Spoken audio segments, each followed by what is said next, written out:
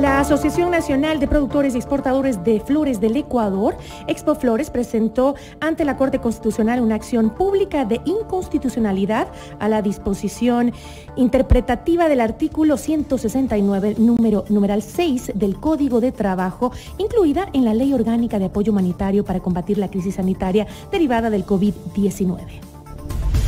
La entrevista a la carta, en diálogo directo con los protagonistas de los hechos. 13:13 nos acompaña en este momento Alejandro Martínez, el expresidente ejecutivo de Expoflores. ¿Cómo está? Muy buenas tardes, gracias por estar con nosotros. Hola Gisela, gracias, buenas tardes.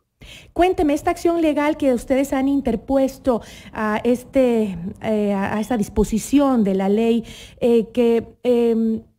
lo hacen, entiendo, por esta disposición que hace que las empresas que requieran votar a personal tengan que ser aquellas que cierren totalmente, son las únicas que pueden votar a su personal y no hay alternativa para aquellas que necesiten disminuir solo un porcentaje de su personal para poder subsistir en la economía ecuatoriana. Es específicamente contra ese artículo, ¿verdad? El artículo 169, el numeral 6, específicamente habla sobre la posibilidad de una empresa aplicar justamente este articulado ante una fuerza mayor, es decir, ante un evento extraordinario. Esto es terremotos, esto es tsunamis, no sé, erupción de un volcán, pandemia, ¿no es cierto? Es decir, son aquellos eventos que no están relacionados de manera directa al negocio, pero que tampoco están en control del negocio. Es decir, es algo que no se esperaba, es algo que no estaba dentro de los marcos o los planos previstos de un negocio o de una estructura de negocios. Ahora bien, esa aplicación no tiene un sentido de cierre, esa aplicación tiene un sentido de ajuste justamente, que es que la empresa, que es un principio que está fundamentado no solamente en la Constitución del Ecuador, sino a nivel mundial, ¿sí? Y obviamente no creo que la función o la intención de una legislación es que las empresas cierren, sino más bien la función de un Estado, de una ley, de cualquier cosa que se promueve al respecto de la economía, es que las cosas se den, funcionen, continúen y perduren en el tiempo.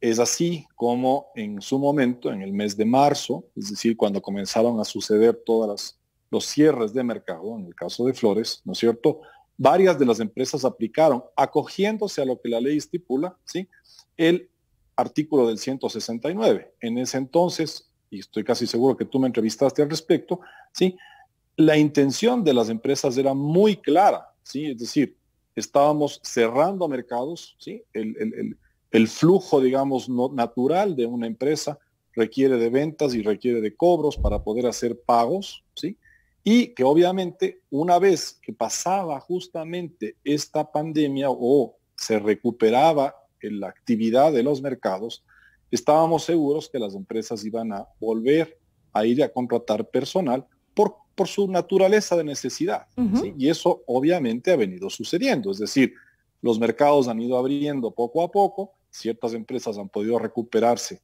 no a un punto óptimo, pero han ido recuperando de una u otra manera actividad, y estas han decidido ya ir apostando a recuperar su cultivo de una u otra manera, ¿sí?, y ir reposicionándose dentro del mercado, porque obviamente Colombia, Kenia, todos nuestros competidores obviamente están haciendo lo mismo. Entonces, nuestra demanda específicamente es a que el articulado como está escrito y la forma como se procedió para introducir este articulado en esta ley, ¿sí?, las dos tienen una inconstitucionalidad muy marcada, ¿sí? Por el lado, digamos, jurídico, deja tanto a las empresas como a los trabajadores en una suerte de mundo gris sobre la parte de aplicabilidad de la ley, porque obviamente ahorita los trabajadores que están trabajando básicamente están poniendo en riesgo sus trabajos, dado que la acción que tuviese que seguir una empresa que ya aplicó el 169 sería la de cerrar.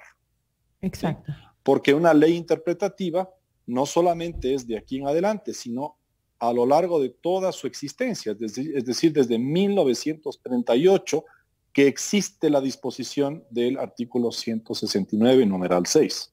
Aparte de eso, o a más de eso, una ley interpretativa, que es este caso específico, ¿sí?, nace justamente cuando un juez o un grupo de jueces, ¿sí?, está actuando en sentencia en contra del espíritu de la ley.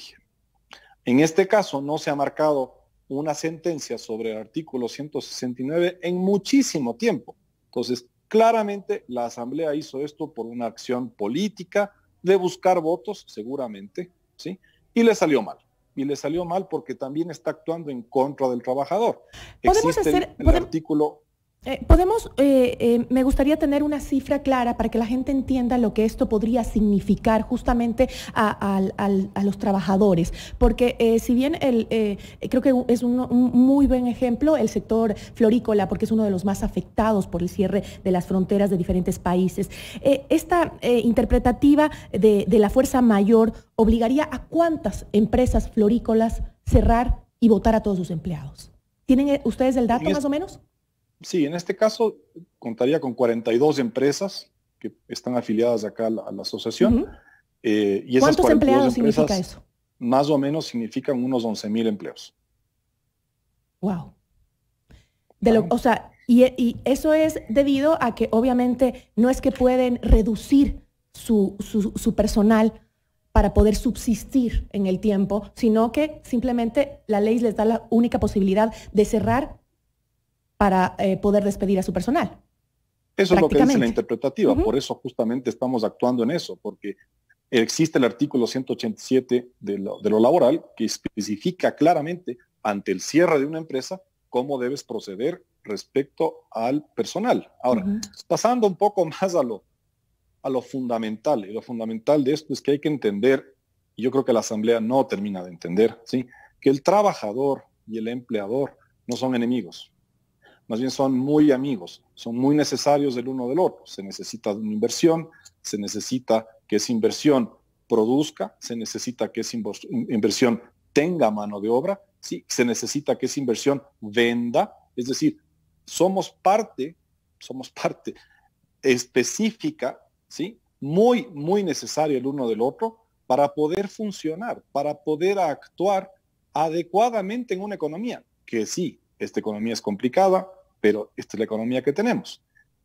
El actuar de esta manera no solamente vulnera derechos de la empresa, naturales que existen en toda legislación del mundo, ¿sí?, que es qué hacer y cómo actuar ante una fuerza mayor, ¿sí?, y actúa también en contra del trabajador, porque obviamente ante un cierre de empresa hay un proceso específico en el cual el trabajador es un acreedor, es el primer acreedor de una empresa. En este caso no se convierte ni en acreedor ni en nada, ¿sí? Entonces vulnera también del artículo 187, vulnera los derechos de los trabajadores. ¿Cuál es el siguiente paso luego de que han interpuesto esta acción de inconstitucionalidad? ¿Cuánto tiempo tiene la Corte para pronunciarse y cuál es el proceso en sí?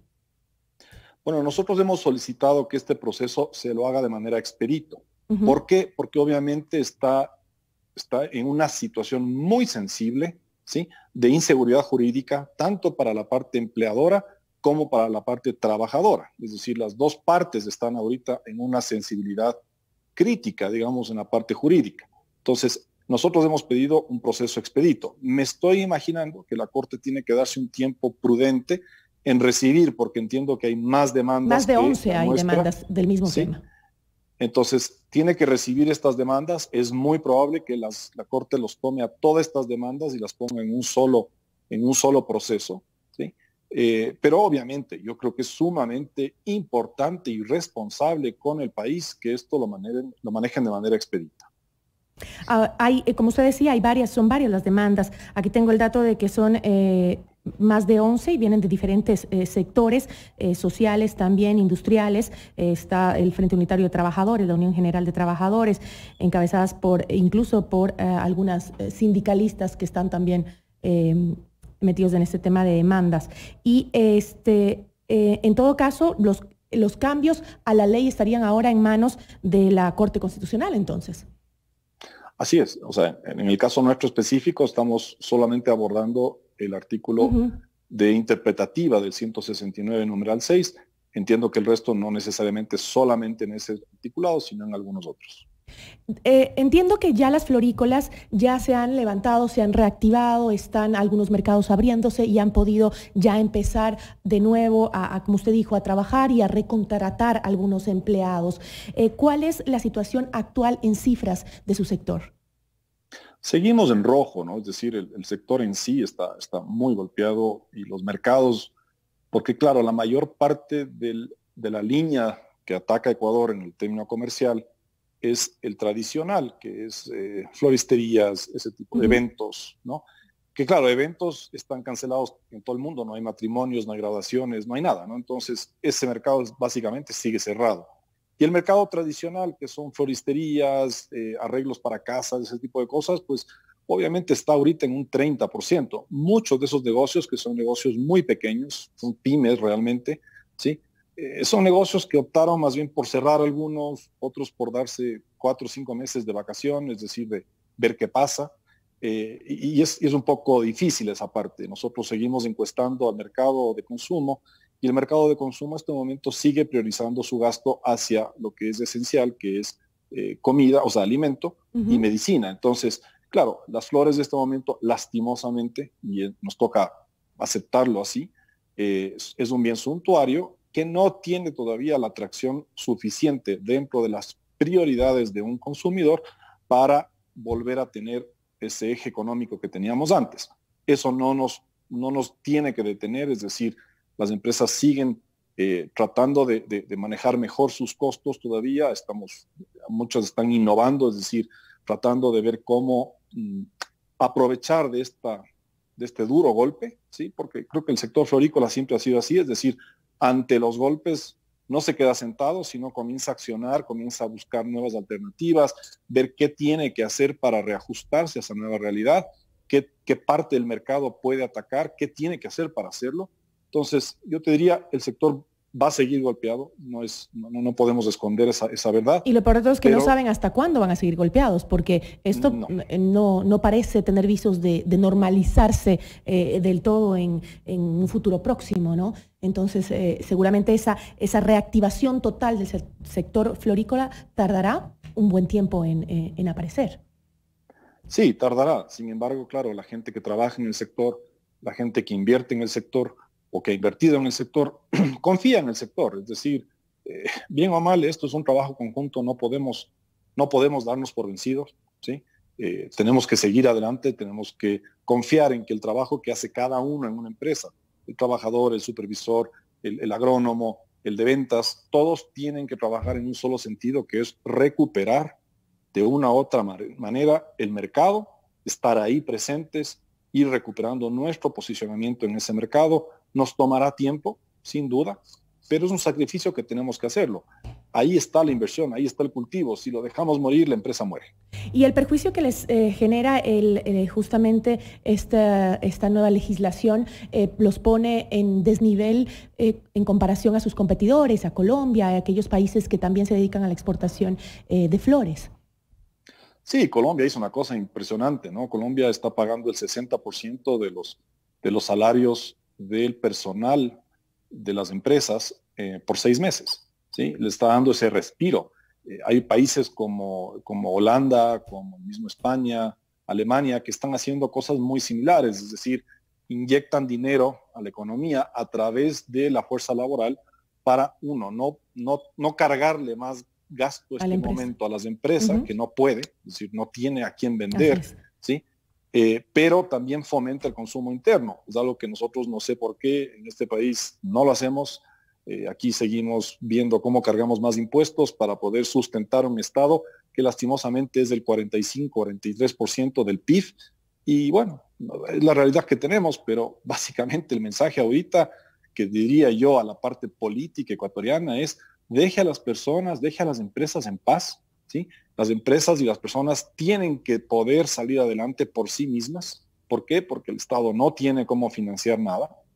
Yo he visto, creo que todos somos testigos, de cómo la gente en estos 4 meses de encierro, ¿sí? De una u otra manera han tenido esta capacidad de autocrearse a sí mismo, de asociarse con vecinos, con amigos, ¿sí? Y comenzar a emprender en proyectos más pequeños, proyectos distintos, y salir adelante. Esa es una naturaleza innata en el ser humano, pues dejemos que eso fluya.